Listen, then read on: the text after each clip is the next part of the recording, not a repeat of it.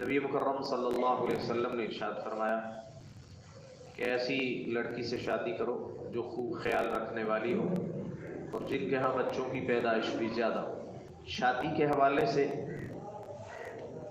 ایک غلط فہمی معاشرے میں اس اعتبار سے ہے، اور خصوصاً اس سلسلے میں اللہ کے نبی صلی اللہ علیہ وسلم اور سیدہ خدیجہ رضی اللہ تعالی عنہا کے رشتے کو بطور دلیل پیش کیا جاتا ہے کہ سیدہ خدیجہ رضی اللہ تعالی عنہا نے اپنے نکاح کا پیغام خود بھیجا تھا،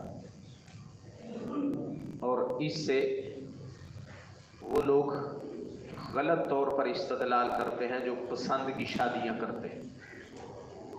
یہ بات ذہن نشین رہنی چاہیے کہ سیدہ خدیجہ رضی اللہ تعالی عنہا اللہ کے نبی صلی اللہ علیہ وسلم کو بچپن سے جانتی تھی۔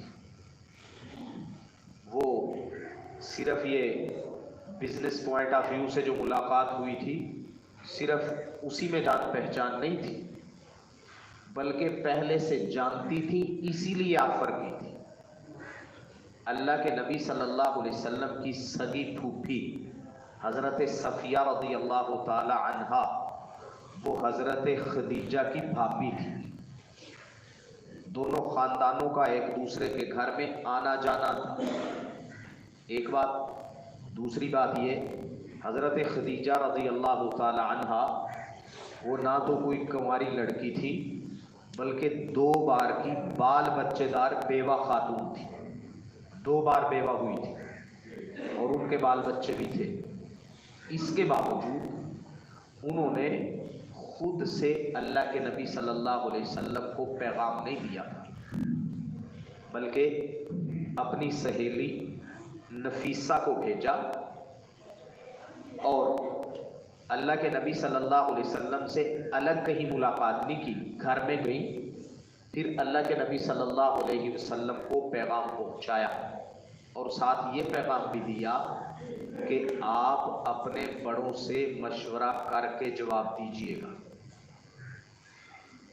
اب یہ ساری باتیں حقیقت کیا ہے، لیکن لوگوں نے اس کو کیا رنگ دیا ہوا ہے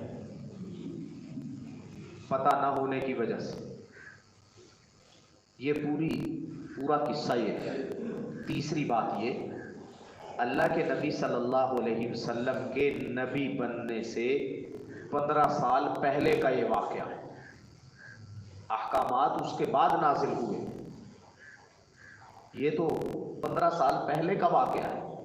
اس واقعے کو بنیاد بنانا، اور وہ بھی تھوڑی سی معلومات کی بنا پر، وہ بھی غلط معلومات کی بنا پر، پھر اللہ کے نبی صلی اللہ علیہ وسلم نے اپنے چچا جناب ابو طالب سے مشورہ کیا، اپنے تایا سے مشورہ کیا، ان سارے بزرگوں نے مشورے کیے، پھر اس کے بعد جواب بھیجا تھا، پھر پیغام دیا تھا۔ ایسا نہیں ہے کہ سیدہ خدیجہ نے خود ملاقات کی، اگر کی بھی ہو اس وقت تک تو پردے کے بھی احکامات نہیں تھے، آپس میں پردہ تھا ہی، ایک دوسرے کے گھر آنا جانا تھا، اور نبی اکرم صلی اللہ علیہ وسلم اس وقت تک پورے کے پورے مکہ شہر میں بھی اور ارد گرد کے علاقوں میں صادق و امین مشہور ہو چکے تھے۔ اس لیے اس سارے بات کو مد نظر رکھتے ہوئے پھر یہ نتیجہ نکالنا کہ دیکھیں جی حضرت خدیجہ نے بھی تو پسند کی شادی کی تھی، ہر کس نے، انہوں نے صفات دیکھ کے، خوبیاں دیکھ کر، امانت و دیانت دیکھ کر، اخلاق اور کردار دیکھ کر پھر بڑوں کے ذریعے پیغام بھجوایا تھا۔ بڑوں کے ذریعے ہی کہا تھا کہ آپ نے جواب دینا ہے، خود سے جواب نہیں دینا۔ تو اس لیے جو کوئی اس حوالے سے غلط فہمی کا شکار ہو، اس کو ان غلط فہمیوں کو دور کر لینا چاہیے۔ اللہ رب العزت ہمیں دین کی صحیح سمجھ عطا فرمائے۔